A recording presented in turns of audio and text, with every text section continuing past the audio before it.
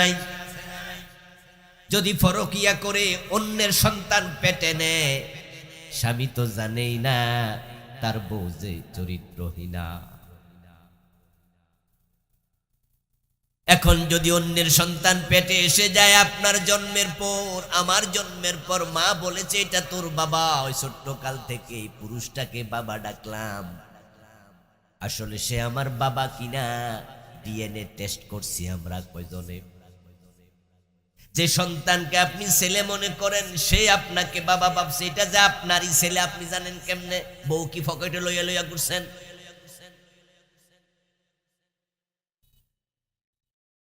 হ্যাঁ, আমাদের বাবা যিনি, আমরা তাকেই বাবা বলছি, আমরা বিশ্বাস করি তিনি আমাদের বাবা। তবে 1000%-এর মাঝে 0.00000 দিয়া তারপরে শেষে 1 বসাইয়া দেন, একটু সন্দেহ তো থাকেই। কিন্তু মরার পরে যে আখেরাত আছে তাতে কোনো সন্দেহ নাই।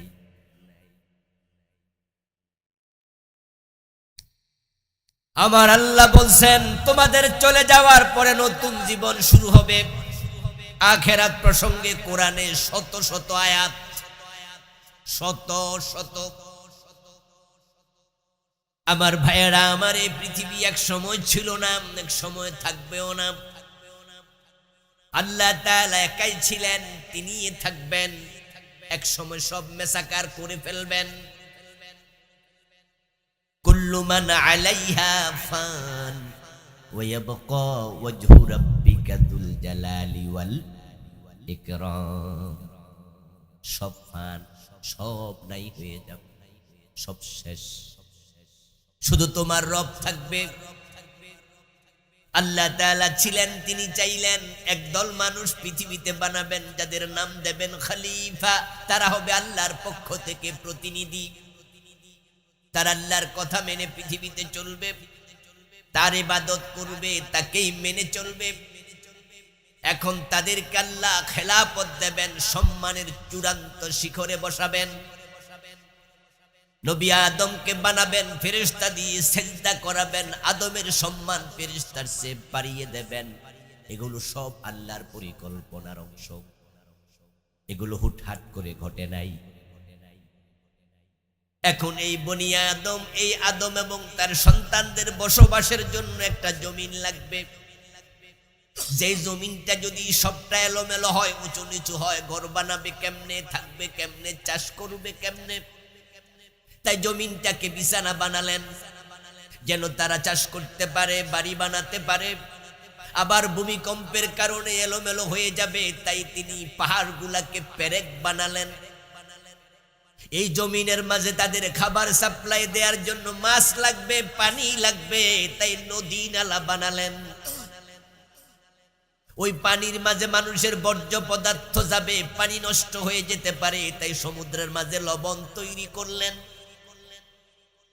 ওই লবণাক্ত পানি আকাশে উঠবে, সেখান থেকে মেঘমালা বানায়া বর্ষণ করবে, আবার এই দিয়ে সবুজ ফল ফসল জন্ম নেবে, মানুষ পানি জমায়া পান করবে। তা আকাশে নেয়ার পরে ওই লবণাক্ত পানির লবণ আল্লাহ নিজে সরাইয়া দেন। টোটাল জমিনটাকে আল্লাহ পরিকল্পিতভাবে বানালেন এবং বানিয়ে তিনি কোরআনে ঘোষণা করছেন, খালাকালাকুম মা ফিল আরদি জামিআ। ও দুনিয়ার মানুষেরা শোনো, আমি জমিনে যত কিছু বানাইছি সব তোমাদের জন্য বানাইছি।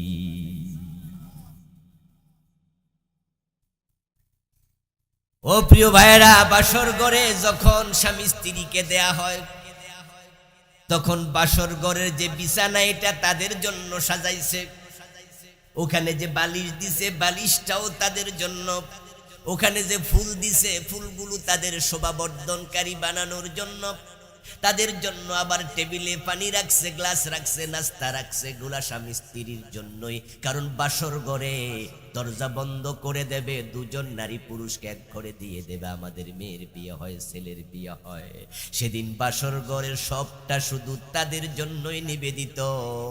এজন্য বাসর ঘরে কেউ ডিস্টার্ব করতেও যায় না। এই জমিনটা আমরা যা দেখি যা দেখি না সবটা আল্লাহ বান্দাদের জন্য বানাইয়া দিছে। তামাম মাখলুকাত আপনার আমার সেবা দিচ্ছে। এবার কোরআনে আরেক আয়াত বলছেন, শোনো, ওয়ামা খালাকতুল জিন্না ওয়াল ইনসা ইল্লা লিয়াবুদুন, তামাম মাখলুকাত বানাইছি তোমাদের জন্য। ও মানুষ শোনো, তোমাদের বানাইছি আমি আল্লাহ আমার ইবাদতের জন্য।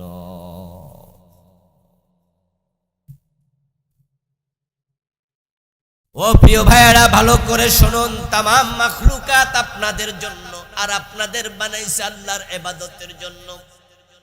উদ্দেশ্য ক্লিয়ার। যখন আল্লাহ জমিনের দিকে তাকায়া দেখবেন আমার জমিনে আমার ইবাদত করার মতো মানুষ আর নাই, তখন বলবেন আকাশ জমিনের প্রয়োজনও আর নাই।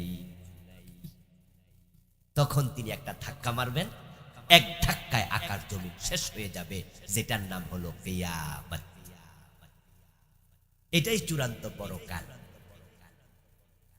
মাহফিল কমিটির ভাইয়েরা একটু টেবিল ফ্যান বা হাত পাকা কিছু লাগবে। হ্যাঁ, কমিটির লোক আসেনি?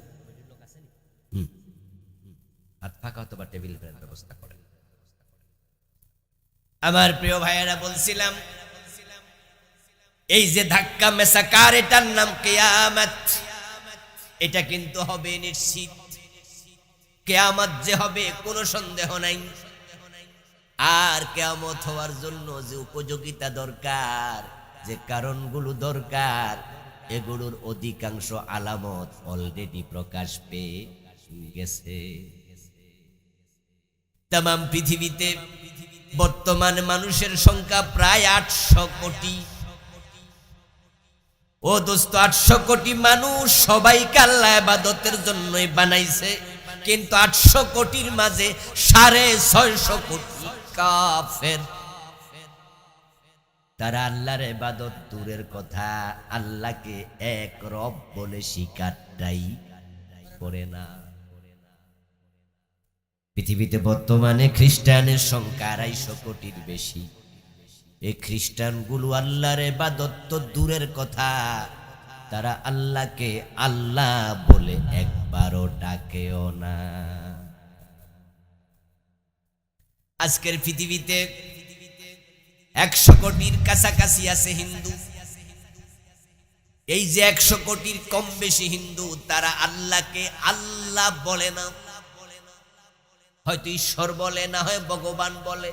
খ্রিস্টানরা গড বলে, অথচ ঈশ্বর নামে আল্লাহর কোনো নামই নাই, ভগবান নামে আল্লাহর কোনো নামই নাই, গড নামে আল্লাহর কোনো নাম।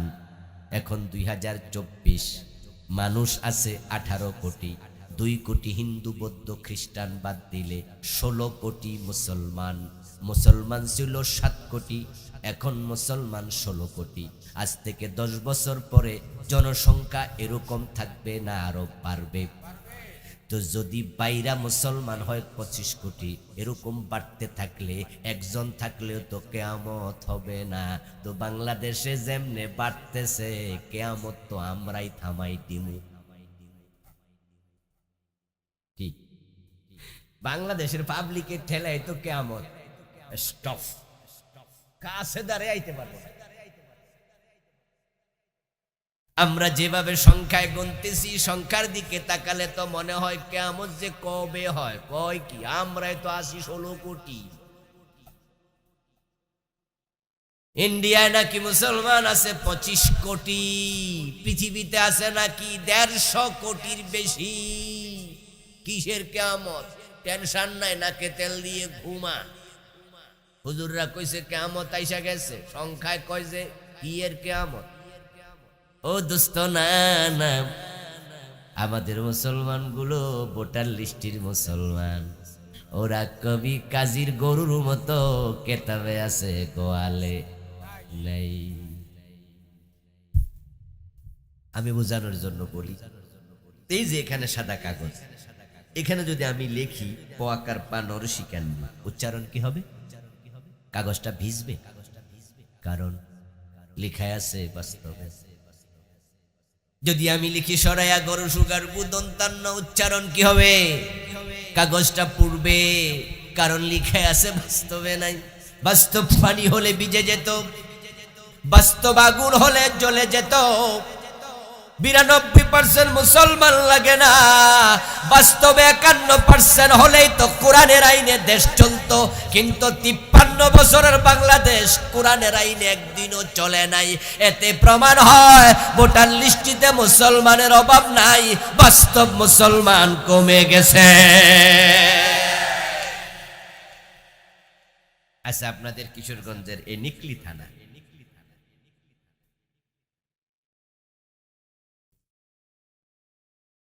আপনাদের নিকলি থানায় আল্লাহর কোরআন সামনে নিয়া যদি নিকলি থানার সবচেয়ে বড় আলেম যিনি, কওমি হোক আর আলিয়া হোক, উনি যদি বলে যে কোরআন আমি সংসদে নিতে চাই, আগামী নির্বাচনে আমি এমপি হতে চাই, আমাকে সংসদে পাঠাইলে আমি সংসদে কোরআনের আইনের জন্য আমার স্পিকারের কাছে দাবি তুলব, তাহলে আপনাদের নিকলি থানায় কোরআনওয়ালা হুজুরকে ভোট দিয়া পাবলিক আদৌ কি এমপি বানাবে নাকি?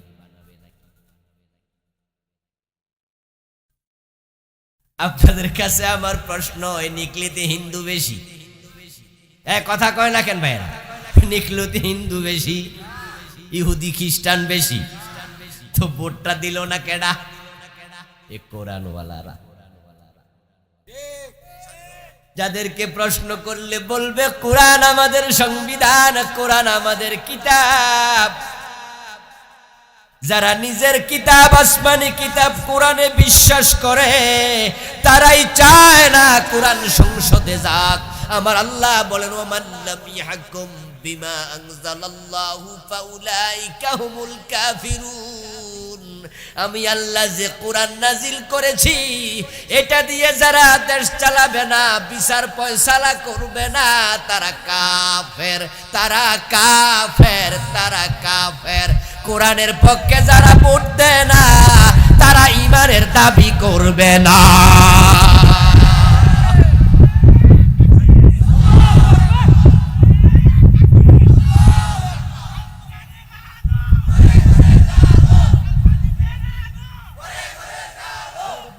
আমার দোস্ত, এরপরে এবার বলি, কোরআনের সব আইন মানতে রাজি না, কিন্তু আবার পুরা কোরআন মানি না এমন কথাও বলে না। এ জাতীয় লোক আছে না নাই? নামাজ পড়বেন নি, কয় জি। সোর ধরে হাত কাটবেন নি, কয় কি কোন? তাহলে সোরে ভাত খাইবো কি দিয়া? নামাজের কথা বললে এক বাক্যে রাজি, রোজার কথা বললে রাজি। বেরোজগারি পর্যন্ত রোজার বিরোধিতা করে না, বেনামাজিও নামাজের বিরোধিতা করে না। নবী মুহাম্মদ সাল্লাল্লাহু আলাইহি ওয়াসাল্লাম যে কোরআনের আইনে 10 বছর মদিনা রাষ্ট্র চালাইছে, ওই কোরআনের আইনে দেশ চালাতে হবে, এটা বললে চেহারা কালো হয়, বিরোধিতা করে। এমন নামাজি আছে না নাই? সে কি পুরা কোরআন অস্বীকার করে নাকি? নামাজ মানে, রোজা মানে, কিন্তু কোরআন দিয়ে দেশ চালাতে হবে এটা মানে না। এই লোকটাও কাফের, এই লোকটাও কাফের, কোনো সন্দেহ নেই। আল্লাহ নিজে বলছেন, ইয়াকুলুনা নুমিনু বিবাদিন ওয়া নাকফুরু বিবাদিন ইউরিদুনা ইয়াত্তাখিযু বাইনা যালিকা সাবিলা উলাইকা হুমুল কাফিরুনা হাক্কা। কে বলতেছেন? কথা কার? তারা বলো চালাক, বড় চালাক মানুষ, তাই মানি না বলে না। মানি না বললে তো পাবলিক কব তোরে ভোট দেব না, তুই কাফের, তুই মুরতাদ। এজন্য কয় নামাজ পড়ি, রোজা রাখি, মানি। আবার কয় সব মানো, কয় সব কি আর পারিনি। হুজুর আপনারা হুজুর মানুষ, আপনারা কোন? আপনারা পারিবেন, আমরা পারি না সব। আল্লাহ বলছে তারা বলে কিছু মানি কিছু মানি না, তারা মাঝামাঝি রাস্তা খোঁজে। যারা সবটা মানে না, উলাইকা হুমুল কাফিরুনা হাক্কা, তারা অরিজিনালি কাফের। এভাবে কুফরি করবে মানুষ, শিরিক করবে মানুষ, পীরের পায়ে সেজদা দিয়ে ঈমান হারাবে, গণকের কাছে হাত দেখাইয়া ঈমান হারাবে, নবী রাসূল পীর বুজুর্গ গায়েব জানে এই আকীদা লালন করে ঈমান হারাবে, মাজারে মানত করে ঈমান হারাবে, ধর্ম যার যার উৎসব সবার বলে ঈমান হারাবে, জনগণ সকল ক্ষমতার উৎস বলে ঈমান হারাবে।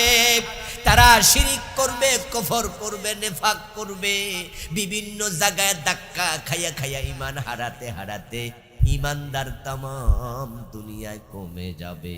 আমার আল্লাহ তাকায়া দেখবেন তামাম বাংলাদেশে মানুষ আছে 30 কোটি, 25 কোটি, 27 কোটি, ঈমানদার আছে মাত্র 500 জন।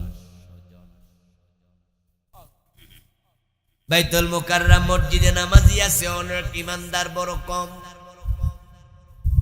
আপনাদের কিশোরগঞ্জ জামে আমদাদিয়ার পাশে বড় শহীদি মসজিদ, মুসল্লির অভাব নাই, কিন্তু আল্লাহ তাকায়া দেখবে ঈমানদার কম। যারা পীরের পায়ে সেজদা দেয় তারা কি জুমার নামাজে যায় না? কথা বলেন না, যায় না? 88 মুরিদ ডাইরেক্ট বাইতুল মুকাররমের খতিব মাওলানা সালাউদ্দিনের নাম মনে আসেনি? এখনো কিন্তু বাইসাই আছে। গত সরকার উনাকে বাইতুল মুকাররমের খতিব বানাইছে, জাতীয় মসজিদে ইমামতি করে, অথচ 88 মুরিদ আর 88 দরবার আমার চোখ সাক্ষী। ওই পীর মরে গেছে, যেটা আমি নিজে গিয়ে দেখলাম। গত বছর এক সফর ওইদিকে যাওয়ার পথে ঢুকলাম, দেখি 2 জন কবরে সেজদায় পড়ে আছে। আমি আমার চোখ শুনে বলি নাই, দেখে বলছি। যেই দরবারে পীরের মুরিদেরা কবরে সেজদা দেয়, ওই দরবারে এত বড় খতিব মুরিদ হয় কেমনে? আল্লাহ তাকায়া দেখবেন মুসল্লি অনেক, ঈমানদার নাই। প্রিয় নবীজি এটা বলেছেন, ইয়াতি আলান নাসি জামান ইয়াজতামিউনা ফিল মাসাজিদি লাইসা ফীহিম মুমিন। এমন এক জামানা আসবে মানুষগুলো মসজিদে জামাতের সাথে নামাজ পড়বে বটে, কিন্তু লাইসা ফীহিম মুমিন, তাদের মাঝে ঈমানওয়ালা একটাও থাকবে না। तमाम বাংলাদেশে 500-600 মুমিন, সৌদি আরবে 1000-1500 মুমিন, तमाम পৃথিবীতে 4-5 মুমিন মানুষ আছে। 900 কোটি, 1000 কোটি, 1200 কোটি। ওই 5,000-7,000 এর জন্য এত বড় দুনিয়া আল্লাহ রাখবে না। আল্লাহ সিদ্ধান্ত নেবেন, এই 500 জন মুমিনকে আমি নিয়ে আসবো আমার কাছে। এই 4-5,000 যারা আছে, একটা বাতাস পাঠাবেন ইয়ামান নামক দেশ থেকে।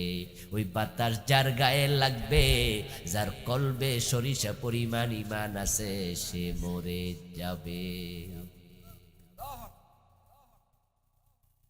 قال رسول الله صلى الله عليه وسلم إن الله يبعث ريحا من اليمن ألين من الحرير। ইয়ামান নামক দেশ থেকে আল্লাহ একটা বাতাস ছেড়ে দেবেন, যার স্পর্শ হবে, কোমলতা হবে, রেশমি কাপড়ের চেয়ে আরো নরম। ওই বাতাসটা হবে বড় আরামদায়ক। فلا تدعوا أحدا من كان في قلبه مثقال حبة من الإيمان إلا قبضته। যার অন্তরে মিটি মিটি করছে ঈমান, সামান্য ঈমানওয়ালা মুসলমান, কিন্তু সে কাফের নয়, মুশরিক নয়, ঈমানটা বড় দুর্বল। যাদের ঈমান আছে, বাতাস লাগার সাথে সাথে সে মরে যাবে। এই বাতাসটা পৃথিবীর শেষ প্রান্তে চারিদিকে পৌঁছা যখন শেষ, তখন টোটাল জমিনে ঈমানদার একজনও আর থাকবে না। এবার আল্লাহ তাআলা ইসরাফিল আলাইহিস সালামকে বলবে, ইসরাফিল, ইবাদতের জন্য বান্দা বানাইছিলাম, বান্দাদের বসবাসের জন্য জমিন বানাইছিলাম। এখন যেহেতু আমার বান্দা নাই, ইবাদতকারী নাই, এই জমিন আর রাখিস না, ফুমার। ইসরাফিল আলাইহিস সালাম সিংহায় 3 বার ফু দেবেন। প্রথমবারের ফুকে বলা হয় নাফখাতুল ফাজঈ, দ্বিতীয় বারের ফুৎকারকে বলা হয় নাফখাতুস সাকি, তৃতীয় নম্বর ফুৎকারকে বলা হবে নাফখাতুল কিয়ামি। প্রথম ফুৎকার যখন তিনি দেবেন, ইযা জুলজিলাতিল আরদু জিলজালাহা, তামাম পৃথিবী প্রচন্ড ঝাঁকুনি খাবে। ইসরাফিলের সিংহার ফুয়ের সাথে সাথে পৃথিবীকে আল্লাহ তাআলা এমন একটি ভূমিকম্প দেবেন, মহা ধাক্কা দেবেন। ওয়া খরাজাতিল আরদু আসকালাহা, আল্লাহ নিজে বলছেন শোনো, ওই ধাক্কার সাথে সাথে পৃথিবীর পেট ফেটে যাবে, জমিনের পেট ফেটে যাবে। জমিনের তলায় স্বর্ণের খনি, গ্যাসের খনি, দস্তার খনি, তামার খনি, জমিনের পেটে যত খনি আছে জমিন সব পেট থেকে উগরে দেবে। আমরা যখন খাবার দাবার গ্রহণ করি, পেট যদি একটু খারাপ হয় আমরা হঠাৎ মাঝে মাঝে বমি করি না? যেদিন আপনি বমি করেন ওই দিন যদি মাছ খান তাহলে বমির সাথে কি বের হবে? গোস্ত। কি বের হবে? যদি আপনি সেদিন গোস্ত খান তাহলে কি বের হবে? অর্থাৎ পেটে আছে যাহা বমি করলে বের হবে ঠিক তাহা। জমিনের পেটে যা আছে জমিন সব বের হবে। এমন ধাক্কা আল্লাহ তাআলা পৃথিবীকে মারবেন, এত ভয়াবহ ধাক্কা কেউ কোনোদিন দেখেনি। আল্লাহ বলছি, আইয়ুহান নাসুত্তাকু রাব্বাকুম, ও মানুষেরা তোমাদের সে রবকে ভয় করো যিনি এ ধাক্কাটা মারবে। ইন্না জালজালাতাস সাআতি শাইউন আযীম, জেনে রাখো কিয়ামতের ধাক্কা বড়ই ভয়াবহ। পৃথিবীতে মাঝে মাঝে আল্লাহ কিন্তু জমিনের ধাক্কা দেয়, যেটাকে আমরা আর্থকুইক বা ভূমিকম্প বলি। আজ পর্যন্ত পৃথিবীতে 9.5 এর বেশি ভূমিকম্প হয়নি। 9.5 মাত্রার ভূমিকম্প পৃথিবীতে হয়েছে। বাংলাদেশে মাঝে মাঝে হয়, এগুলোর মাত্রা থাকে 6.something, 5.something। আজ থেকে কয়েক বছর আগে ইন্দোনেশিয়ার বালি দ্বীপে, সুমাত্রা দ্বীপে ভারত মহাসাগরের 4000 ফিট গভীরে পানির নিচে একটা ধাক্কা মারছে। ওটার মাত্রা ছিল 8.something। আর সেখানে সাথে সাথে ভারত মহাসাগরের পানি 30 ফিট, 3 তলা বিল্ডিং আছে। ইন্দোনেশিয়ার অনেকগুলো দ্বীপ ডুবে গেছে, তার মাঝে একটি বালি দ্বীপ। আমি ওখানে 3-4 বছর আগে গিয়েছিলাম ঘুরতে। ওখানে 6 তলার উপর বিল্ডিং দেখিনি, প্রায়গুলো 3 তলা 4 তলা দ্বীপ রাষ্ট্র। ওই দ্বীপ পুরাটা পানিতে ডুবে গিয়েছিল 1 সেকেন্ডের, 2-4 সেকেন্ডের ভিতরে। হাজার হাজার নৌযান জায়গায় ডুবে গেছে। শ্রীলঙ্কা এফেক্টেড হয়েছে, ইন্ডিয়া হয়েছে, আমাদের বাংলাদেশও কুয়ার পানি, পুকুরের পানি পাড়ে উঠে গেছে। মনে আসেনি? মনে আসেনি আপনাদের? 10-12 বছর আগে মাত্র 8 মাত্রা 8.5 মাত্রার ধাক্কায় যদি পুকুরের পানি পাড়ে উঠে যায়, এখান থেকে ইন্দোনেশিয়া কত হাজার মাইল দূরে ধাক্কা মারছে, সেখানে পানি নড়ে এখানে। আর আল্লাহ যদি 100 মাত্রায় ধাক্কা মারে তখন হবে কি? আল্লাহ তাআলা বলতেছে শোনো, ইয়াউমা তারাউনাহা তাযহালু কুল্লু মুরদিআতিন আম্মা আরদাআত ওয়া তাদউ কুল্লু যাতি হামলিন হামলাহা। কিয়ামতের ধাক্কা যেদিন আল্লাহ মারবেন তখন পৃথিবীতে যত মায়ের পেটে বাচ্চা থাকবে, গরু, ছাগল, আমাদের মা বোন মহিলা, বিভিন্ন পশু, বাঘ, বল্লুক সহ যত মায়ের পেটে বাচ্চা থাকবে, আল্লাহ বলেন তাদাউ কুল্লু যাতি হামলিন হামলাহা, ওই ধাক্কার সাথে সাথে সবার পেটের বাচ্চা মাটিতে পড়ে যাবে। কি ধাক্কা! পেটে বাচ্চা থাকবে না, সব বাচ্চা পেটে। কাইফা তাত্তাকুনা ইন কাফারতুম ইয়াওমান ইয়াজআলুল বিলদানা শিবা। অন্য আয়াতে আল্লাহ তাআলা বলছেন তোমরা সেদিনকে কেমনে অস্বীকার করো করলে তোমরা আল্লাহকে আর কি ভয় করলা? ওই দিনকে ভয় করো, ওই ধাক্কাকে ভয় করো। ওই ধাক্কার সময় তামাম দুনিয়া যত বাচ্চা পোলাপান থাকবে সবগুলো বুড়া হয়ে যাবে। এমন ধাক্কা আল্লাহ মারবে, যত পোলাপান থাকবে 10-12 বছর 9 বছরের বয়সী সবগুলোর মাথার চুল এক মুহূর্তে পাক ধরে যাবে। কঠিন ধাক্কা। ওয়াকালাল ইনসানু মা লাহা, তখন মানুষগুলো মাতাল হয়ে যাবে, শুধু বলবে কি হলো কি হলো।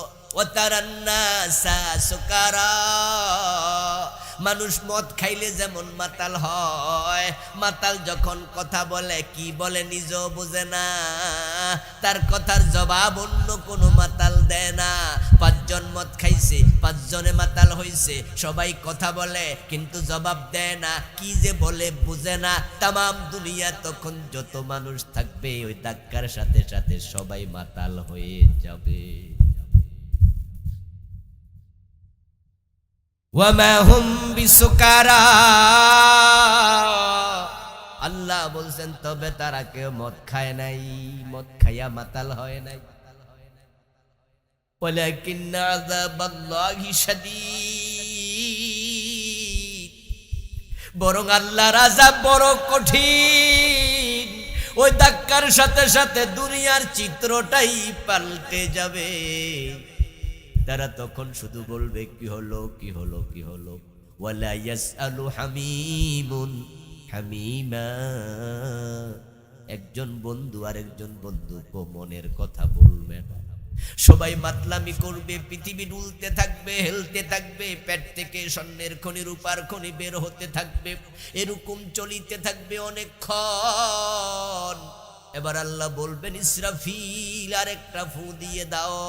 ইসরাফিল আলাইহিস সালাম দ্বিতীয় ফু দেবে, সাথে সাথে আকাশ এবার ফেটে যাবে। ইযাস সামাউ ফাতারাত ওয়া ইযাল কাওয়াকিবু তাতারাত ওয়া ইযাল বিহারু ফুজ্জিরাত। সুবহানাল্লাহ। ইযাস সামাউ ফাতারাত, আকাশ ফেটে যাবে। ওয়াইদাল কাওয়াকিবু তাসারাত, যত তারকা আছে সবগুলা ছিটকে পড়বে। আকাশে লক্ষ কোটি তারকা সবগুলো পৃথিবীর দিকে। তাসবির দানার রশি যদি ছেড়ে যায়, রশি ছিঁড়ে যাওয়ার পরে তাসবির দানাগুলো যেমন পড়ে, দ্বিতীয় ফুৎকারের সাথে সাথে আসমান থেকে তারকাগুলো পড়তে থাকবে। তারকা মানে হলো বড় বড় আগুনের কুণ্ডলী। আকাশে যে তারকা আছে তার মাঝে একটা তারকার নাম হলো সূর্য, এটাও একটি তারকা। এই সূর্যটা অগ্নিকুণ্ড, এর ভিতরে যে তাপমাত্রা সেটা হলো 1,40,00,000 ডিগ্রি সেলসিয়াস। আল্লাহ সূর্য দিয়া পৃথিবীকে গরম করে, এই সূর্য থেকে পৃথিবীতে তাপ পাঠায়, সাইকা সাইকা পাঠায়। ওজনের লেয়ার আছে, ওজনের স্তর আছে। সাকার জন্য আসমানে আল্লাহ কত রকমের লেয়ার রাখলেন। ওই লেয়ার গুলো সূর্যের অতি বেগুনি রশ্মিকে আটকায়া রাখে। দুনিয়ার চামড়া যেন পুড়ে না যায়, গাছগাছালি যেন পুড়ে না যায়। শাকনি দিয়া সেকে সেকে আমাদের জন্য vitamin D, vitamin C, vitamin A রোদের তাপের সাথে দুনিয়ায় পাঠায়। আর রোদের কারণে গাছপালা এবং মানুষ বিভিন্ন প্রাণী বেঁচে থাকে। যদি সেই রোদ দুনিয়ায় না পৌঁছতো মাত্র 2-4 মিনিট, তামাম দুনিয়া বরফে ঢেকে যেত।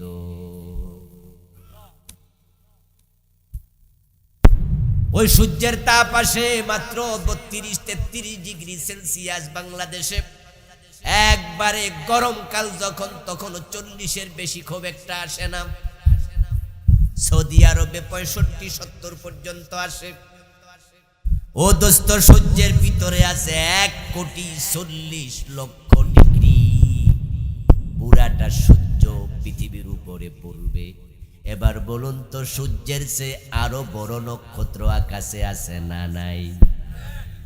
এমন তারকাও আছে যেগুলো সূর্যের চেয়ে কোটি গুণ বড়।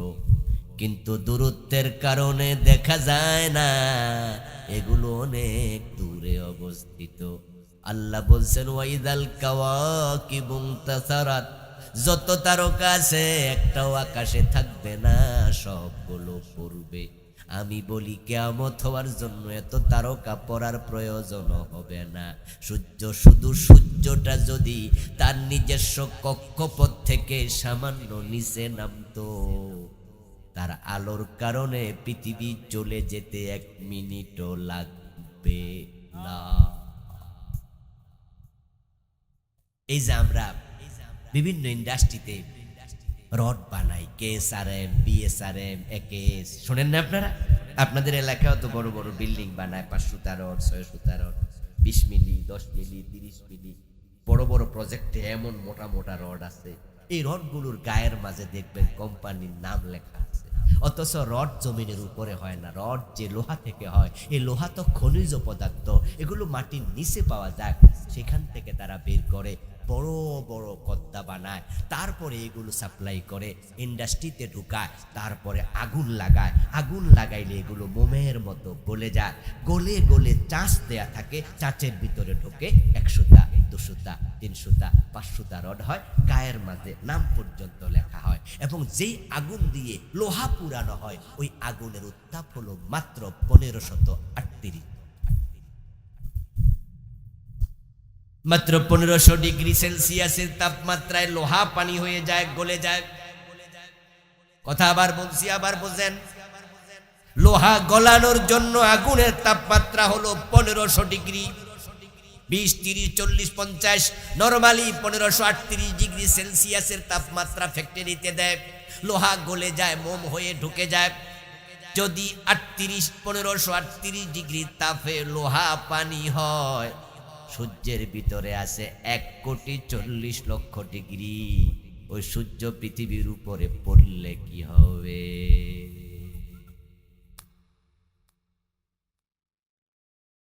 তামাম পৃথিবী শেষ হয়ে যাবে মুহূর্তের ভিতরে। এজন্য এটার নাম নাফখাতুস সাক। ونفخ في الصور فصعق من في السماوات ومن في الأرض إلا من شاء الله। আল্লাহ কোরআনে বলছেন, ইসরাফিল সিংহায় ফু দেবে, তখন দুনিয়াতে কেউ বাঁচবে না, সব মরে যাবে। তবে শুধু তারাই বাঁচবে আল্লাহ যাদেরকে বাঁচিয়ে রাখতে চায়। পৃথিবীর যত আগুনই হোক না কেন, আল্লাহ যদি বাঁচাতে চায়, বাঁচানোর ক্ষমতা আল্লাহর আছে না নাই? ইল্লা মান শাআল্লাহ। এগুলো আল্লাহর কারিশমা, আল্লাহর কুদরত।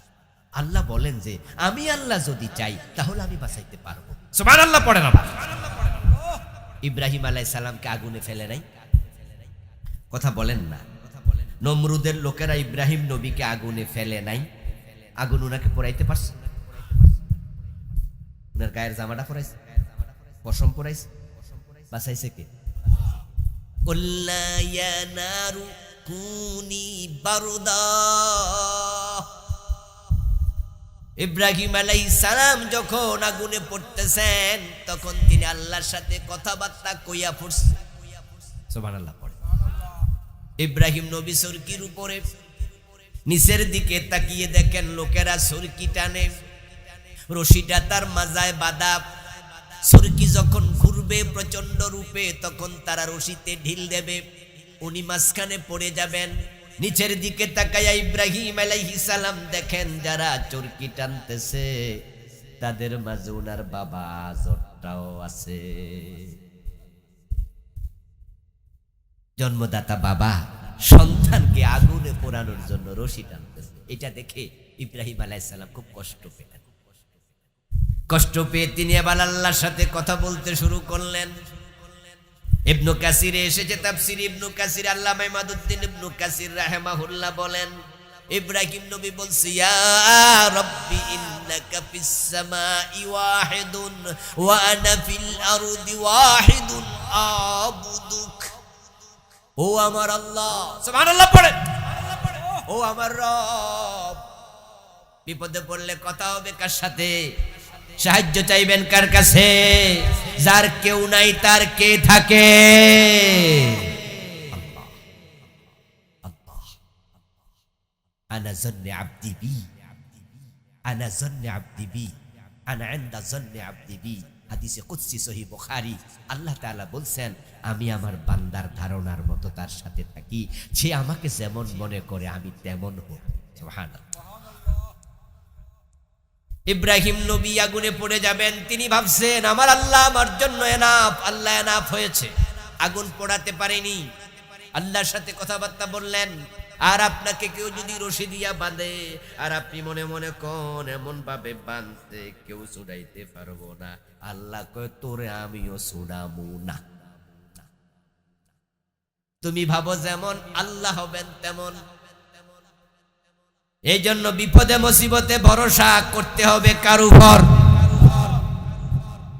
ইব্রাহিম আলাইহিস সালাম বলো, আমার রব জমিনের দিকে তাকাও, দেখবা তোমার গোলাম আমি ইব্রাহিম একাব, আমার বাবাটাও আমার পক্ষে নাই। তবে শোনো আমার আল্লাহ, এজন্য কিন্তু আমি হতাশ নই। হাসবি আল্লাহু নি'মাল ওয়াকিল, নি'মাল মাওলা ওয়া নি'মান নাসির। ও আল্লাহ, তুমি বন্ধু হিসাবে আমার জন্য যথেষ্ট, তুমি কর্ম সম্পাদনকারী হিসাবে যথেষ্ট। আমি তোমাকে বন্ধু অভিভাবক হিসাবে গ্রহণ করেছি। তামাম জাতি আমার বিরুদ্ধে চলে গেলে আমার কোনো পরোয়া নাই। सारे दुनिया हो मुखालिफ, कुछ नहीं नुकसान है, कुछ डर नहीं कुछ गम नहीं, जब रहमते रहमान है। ইব্রাহিম আলাইহিস সালাম আল্লাহর উপর ভরসা করলেন, আল্লাহ খুশি হয়ে গেলেন। ইব্রাহিম আগুনে পড়ে গেল। আল্লাহ বলে কুল্লা, আমি তখন ডাক দিলাম, বললাম ইয়া নারু, ও আগুন, কুনি বারদা, তুমি ঠান্ডা হয়ে যাও। আমি বললাম আগুন, চেঞ্জ ইউর ক্যারেক্টার, চরিত্র পরিবর্তন কর। আগুন, তোমার চরিত্র হলো উত্তপ্ত হওয়া। আমি আল্লাহ অর্ডার করছি তুমি আজকে উল্টে যাও, তুমি ঠান্ডা হয়ে যাও। আচ্ছা, ইব্রাহিম আলাইহিস সালাম যে আগুনে পড়তেছেন, আগুন যদি ঠান্ডা হয়ে যায়, উনি কি যাওয়ার সময় কি কোট গায়ে দিয়ে গেছিল? কম্বল টম্বল গায়েছিল? তো ঠান্ডায় কষ্ট পাবে না? ঠান্ডায় তিনি কষ্ট পাবেন আল্লাহ জানেন। তাই তিনি বারদা বলার পরে বললেন সালামা, বেশি ঠান্ডা হয়েও না, আমার ইব্রাহিম ঠান্ডায় কষ্ট পাবে। তাই এমন ঠান্ডা হও ইব্রাহিম যেন আরাম বোধ করে। বারদাও ওয়া সালাম, নাতিশীতোষ্ণ হও, বেশি গরম হয়ে ঠান্ডা হয়েও। ইব্রাহিম আলাইহিস সালামকে যে আল্লাহ আগুনের ভিতরে বাঁচালেন, আমাদেরকে বিপদ মুসিবতে সে আল্লাহ বাঁচাতে পারেন। তুমিও মরে যাও, ও আপনার জিবরিল, তুমিও মরে যাও, তখন সবাই মরে যাবে, কেউ নাই, এখন আছে শুধু কে? হুয়াল আউয়ালু ওয়াল আখিরু ওয়াজ যাহিরু ওয়াল বাতিন। তিনি অনাদি, তিনি অনন্ত, তিনি প্রকাশ্য, তিনি অপ্রকাশ্য, তিনি ছিলেন, তিনি আছেন। হুয়াল হাইয়ুল কাইয়ুম। আমরা এমন এক আল্লাহ পেয়েছি যিনি চিরঞ্জীব, চিরস্থায়ী, কোনোদিন লয় নাই, ক্ষয় নাই। তিনি ছিলেন, তিনি শুধু থাকবেন। এভাবে চলে যাবে 40 বছর। তাফসীরে জালালাইন প্রণেতা বলছেন বাইনান নাফখাতাইনি 40 সানা, পরে আরেকটা ফু হবে। এই দুই ফুয়ের মাঝখানে 40 বছর চলে যাবে। পৃথিবীতে কিছুই নাই, কোনো মাখলুক নাই, বাতাস নাই, শব্দ নাই, শব্দ করার মতো কেউ নাই, শুধু আল্লাহ একা, আর কিচ্ছু নাই। 40 বছর যাওয়ার পরে আল্লাহ এবার ইসরাফিল আলাইহিস সালামকে জিন্দা করবেন। মুখের মাঝে আবার সিংহাটা বানাইয়া দেবেন, দিয়ে বলবেন মালাক, দিয়ে বলবেন ইসরাফিল সিংহে আবার ফু দাও। সুম্মা নুফিখা ফীহি উখরা ফাইদা হুম কিয়ামুন ইয়ানজুরুন। আল্লাহ নিজে কোরআনে বলছেন, অতঃপর আবার সিংহায় ফু দেয়া হবে। এ ফু দেওয়ার সাথে সাথে দুনিয়া যত মানুষ আমি বানাইছিলাম সবাই জমিন থেকে, পেট থেকে, কবর থেকে আবার দাঁড়াবে। যে যেখানে মারা গেছে, যাকে আমি যেখানে মিশাইয়া রাখছি সেখান থেকে রাসূলুল্লাহ সাল্লাল্লাহু আলাইহি ওয়াসাল্লাম বলেছেন যে জমিন तमाम মানুষের দেহের সব খেয়ে ফেলবে, ইল্লা আজবাজ যামবি, একটা অংশ খাবে না, সেটা হচ্ছে মেরুদণ্ডের হাড়টির লাস্টের অংশ। আপনি মেরুদণ্ডে হাত দেবেন, হাত দিয়ে নিচের দিকে হাত আনতে থাকবেন, নিতে নিতে দেখবেন যে আপনার মাজার একবারে শেষ অংশে গেলে একটু হাড্ডি আপনার হাতে লাগবে, ব্যাক সাইডে। ওটাকে বলা হয় আজবুজ যামবি। এটা লেজের শেষ অংশ। আমাদের তো আর লেজ নাই, মানে মেরুদণ্ডের হাড্ডির শেষ অংশ। রাসূলুল্লাহ বলেন যে এই অংশ আল্লাহ জমিনকে খেতে দেবেন না, এটাকে আল্লাহ জমিনের মাঝে সংরক্ষণ করবেন। মিনহা খলাকা ওয়া ফিহা ইউরাক্কাব, বলছে এখান থেকে আমি সৃষ্টির শুরু করেছি, আবার এখান থেকে নতুন করে বানাবো। মিনহা খালাকনাকুম ওয়া ফিহা নুঈদুকুম ওয়া মিনহা নুখরিজুকুম তারাতান উখরা। এই জমিন ফিরিয়ে দে, তোর মাঝে মিশে আছে। চালাবেন, পোড়াবেন, মাছ খাবে, বাগে খাবে, যে যেখানে হোক কবরে হবে। আল্লাহ বলো ওই অংশ, রাসূল বলেন ওই অংশ আল্লাহ রেখে দেবেন। ফাইদা হুম কিয়ামুন ইয়ানজুরুন, ইসরাফিল আলাইহিস সালামের সিংহার ফুল সাথে সাথে সবাই আবার উঠে দাঁড়াবে। ওই সবার মাঝে আপনি আছেন কিনা বলানোর কোনো সুযোগ নেই। ইয়াসলাউনাহা ইয়াউমাদ্দিন ওয়া মা হুম আনহা বিগাইবিন,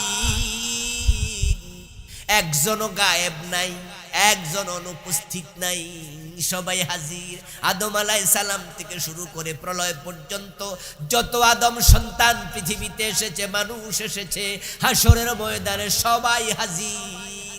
কবর থেকে উঠবে মানুষ তিন দলে বিভক্ত হয়ে, সিনফান মুশাদ্দাব ওয়া সিনফান রুকবানা ওয়া সিনফান আলা উজুহিহিম ইহশারুন নাস ইয়াউমাল কিয়ামা আলা সালাসাতি আসনাব। তিন দল।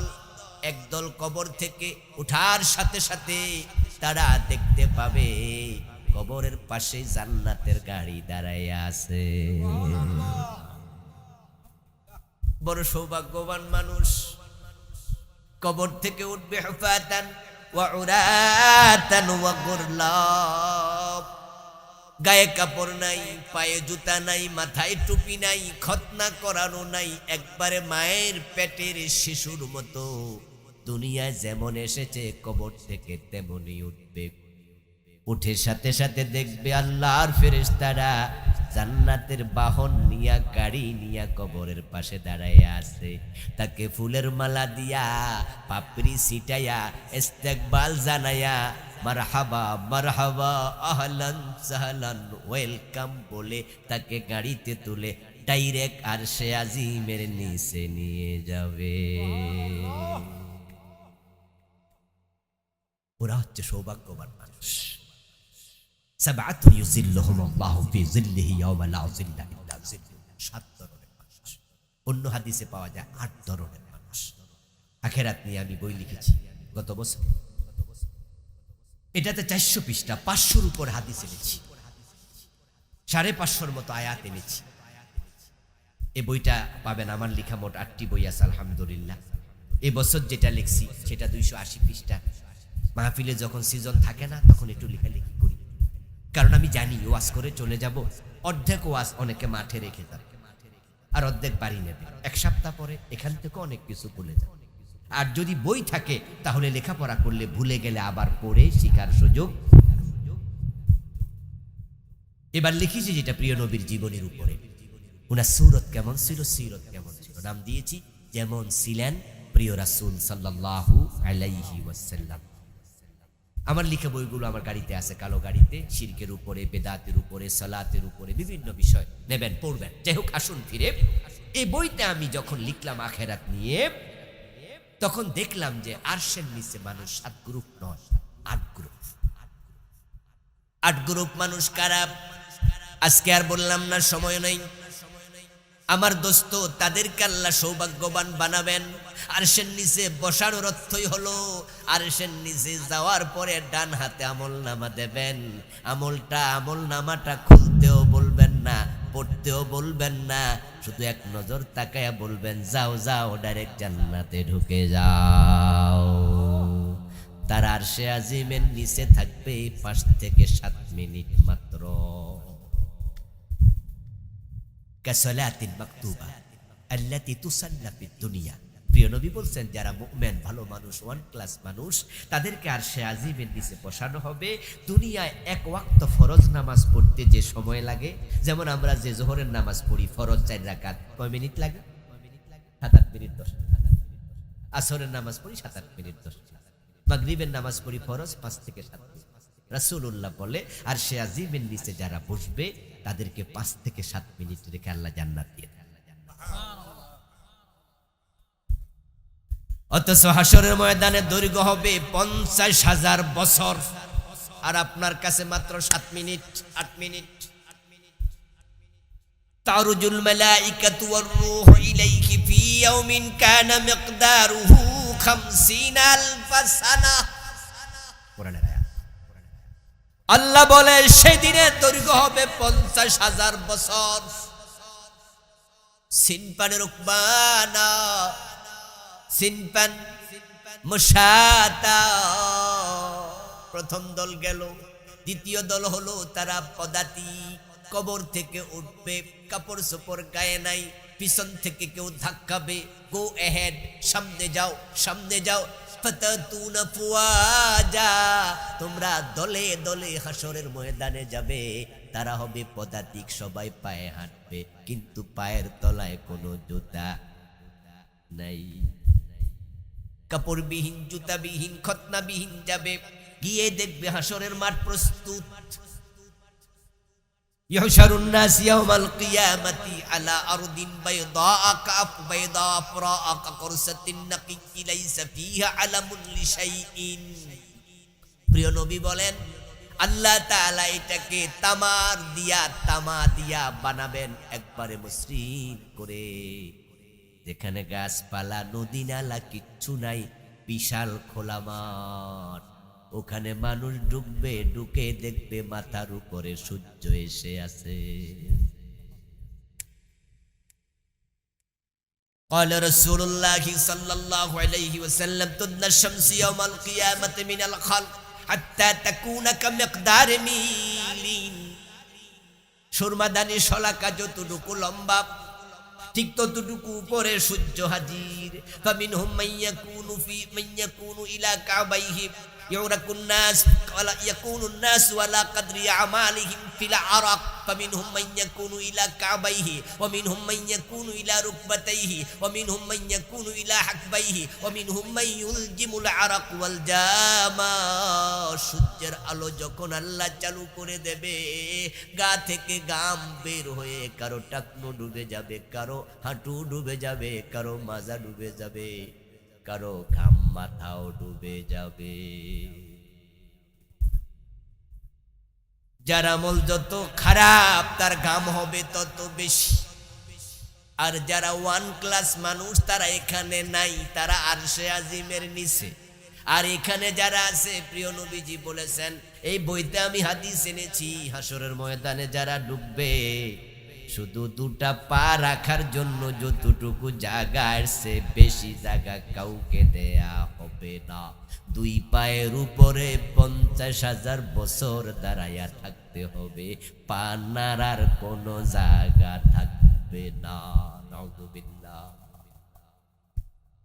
কষ্ট মাথার উপরে মাত্র সুরমাদানি শালাকা 1 বিগতের কম। 9,30,00,000 মাইল থেকে সূর্য তাপ দিলে 17 মাসে কুয়ার পানি গরম হয়, পুকুরের পানি গরম হয়, টিনের চাল গরম হয়। ঠিক না? হয়নি? যারা টিনে ঘর আছে ওরা কিন্তু দুপুর বেলা 17 মাসে ঘরে বইয়ে না, গাছটা লাগিয়ে বই, ওখানে বইয়া হাত পাকা দিয়ে কয় যে বাবা রে বাবা, টিন পর্যন্ত গরম, অথচ দূরত্ব 9,30,00,000 মাইল। আর ওই সূর্য যখন মাথার উপরে তাপ দেবে তখন যে ঘাম, এই ঘাম কি ঘাম থাকবে নাকি গরম পানি হইয়া উতরাবে? কেমনে থাকবেন, কেমনে থাকবেন, কেমনে থাকবেন? আল্লাহর কাছে আমরা ফানা চাই, আমরা হাশরের ময়দানও যেতে চাই না, আমরা আরশের তলার মেহমান হতে চাই। আল্লাহ তুমি তৌফিক দাও, বলেন আমিন।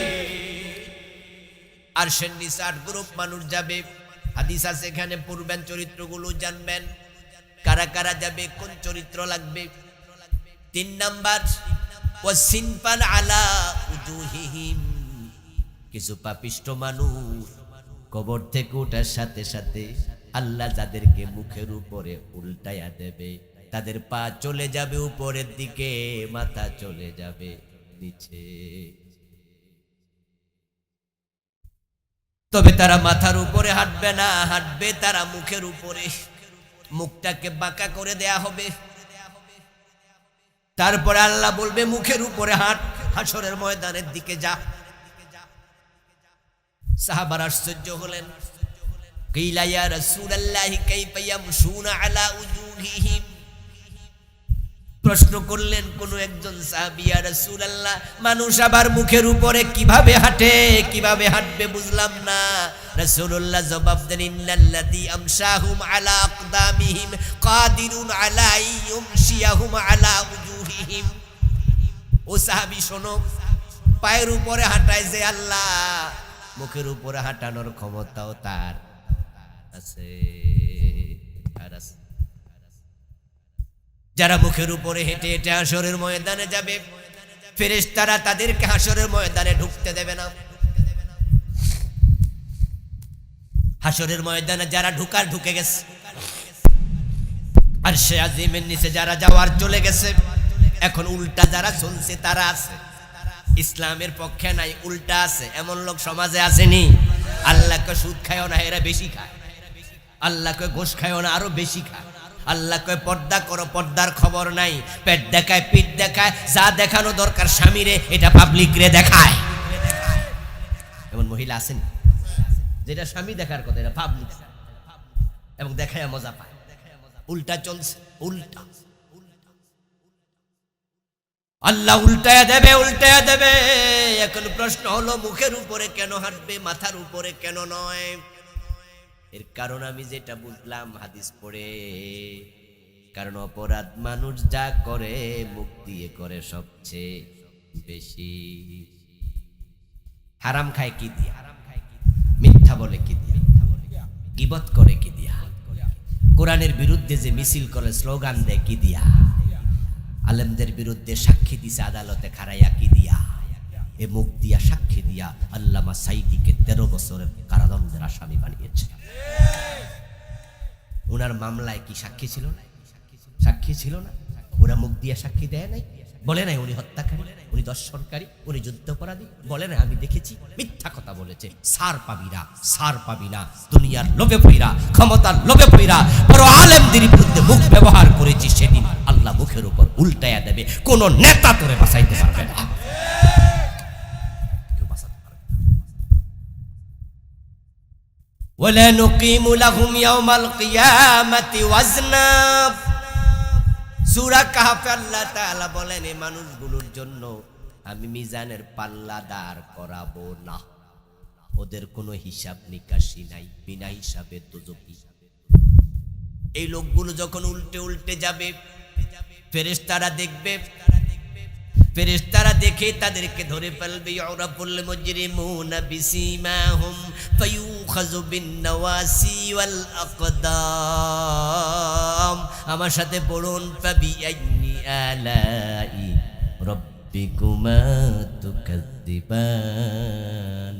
আল্লাহ সূরাতুর রহমানে বলছে, এই পাপিষ্টদেরকে দেখে ফেরেশতারা চিনে ফেলবে, তাদের পায়ের তলায় ধরবে, মাথার চুলের অগ্রভাগে ধরবে, ধরে মেরুদণ্ডের হাড্ডি ভেঙে ফুটবলের মতো গোল বানাইয়া ফেলবে। ইউরাফুল মুজরিমুন বিসীমাহুম, তাদের এই চিহ্ন দেখে ফেরেশতারা বুঝবে। উল্টা কেন রে, উল্টা চলে কেন? বুঝছি দুনিয়ায় উল্টাই তো চলেছ, আজকে আল্লাহ উল্টায়। ইউখাযু বিন নাওয়াসি, নাওয়াসি শব্দটা নাসিয়াতুন শব্দের বহু বচন। নাসিয়াতুন মানে কপালের অগ্রভাগের চুল, আকদাম কদমের বহু বচন। কদম মানে পায়ের তলা, এখান থেকে কদম বুসি, শোনেন নাই? কদম বুসি, পা চুমু খাওয়া, পা সালাম। ফেরেশতারা কদমে ধরবে আর মাথার চুলের অগ্রভাগে ধরবে, ধরে উল্টায় ফেলবে। তারপরে আল্লাহ বলবে জাহান্নামে ফেলে দাও, তাদের কোনো বিচার দরকার নাই, বিনা হিসাবে জাহান্নামী। ও দোস্ত, থাকলো আর হাসরের ময়দানের লোকেরা জাহান্নামে একদল চলে গেল, আর সে আজিম থেকে 4-5 মিনিট 7 মিনিট 10 মিনিট পর একদল জান্নাতে চলে গেল। এখন হাসরের ময়দানের লোকেরা 50,000 বছর সময় তাদের কাটবে না, কষ্টের কোনো শেষ নাই, কামের মাঝে হাবুডুবু কাটছে। তখন রাসূলুল্লাহ সাল্লাল্লাহু আলাইহি ওয়াসাল্লাম আল্লাহর কাছে এক পর্যায়ে সুপারিশ করবেন, আল্লাহ এই লোকগুলোর কষ্ট অসহনীয়, আপনি একটু হিসাব নিকাশ শুরু করেন। তখন রাসূল আল্লাহর কাছে বলার পরে আল্লাহ হিসাবের জন্য আসবেন। এবার মানুষের আমলনামা হাতে দেয়া হবে, তারপর পুরা জীবনে যা করেছে পুঙ্খানুপুঙ্খ হিসাব দিতেই হবে।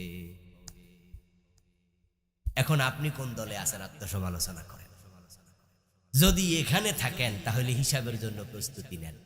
ভাববেন না যা খাইছেন আল্লাহ ভুলে গেছেন, ভাববেন না যা বলেছেন আল্লাহ ভুলে গেছে, ভাববেন না যা করেছেন আল্লাহ ভুলে গেছে। ওয়া কুল্লা শাইইন আহসাইনাহু কিতাবা, সব আমি লিখেছি। ওয়া কুল্লা ইনসানিন আলজামনাহু তায়রাহু ফি উনুকিহি ওয়া নুখরিজু লাহু ইয়াওমাল কিয়ামাতি কিতাবান ইয়ালকাহু মানশুরা ইকরা কিতাব কাফা বিনাফসিকাল ইয়াওমা আলাইকা হাসিবা। গর্দানের ভিতরে ক্যামেরা ঢুকায় সব রেকর্ড পর করতেই হবে, হিসাব দিতেই। এই জন্য সাবধানে কাজ করবেন, সাবধানে কাজ করবেন। ওমর ফারুক বলেছেন, হাসিবু আনফুসাকুম ক্বাবলা আন তুহাসাবু ওয়াজিনু আনফুসাকুম ক্বাবলা আন তুজানু। আল্লাহর কাছে হিসাব দেওয়ার আগে নিজের হিসাব নিজে করো। আমলের ওজন আল্লাহ তো দেবে, নিজের আমলের ওজন নিজে করো। আত্মসমালোচনা করো। দুনিয়ার মাঝে সেই চালাক যে আত্মসমালোচনা করে। আমরা কি নিজের সমালোচনা করি না মানুষেরটা? কারটা বেশি? আস্তাগফিরুল্লাহ, নিজেরটা করো। আসুন প্রিয় ভাইয়েরা, আখিরাতের কথা মাথায় রেখে দুনিয়া সাজাই। এই সন্তান, এই পরিবার কেউ আপনার সাথে সঙ্গী হবে না। ছেলে দেখলে মা পালাবে, মা দেখলে বাপ পালাবে, স্বামী দেখলে স্ত্রী পালাবে। নিজের আমলের হিসাব নিজে দিতে হবে। সুদ খাইলা কার জন্য, হিসাব দিল কে? গোশ খাইলা কার জন্য, হিসাব দিল কে? জমি দখল করলা, ওজনে কম দিলা, মানুষের জাল দলিল করে জমি দখল করলা, মরে গেলা 3.5 হাত, জমি খাইলো কে? আর কবরে মাইরি খাইলো কে? এই জন্য আসুন আমরা নিজেকে সংশোধন করি, আখিরাতের মাথা চিন্তায় রেখে দুনিয়ার জীবন পরিচালনা করি। আল্লাহ তুমি তৌফিক দাও। সবাই বলেন আমিন। হাযা মা ইনদি ওয়াল ইলমু ইনদাল্লাহ আলাইহি তাওয়াক্কালতু ওয়া ইলাইহি উনীব।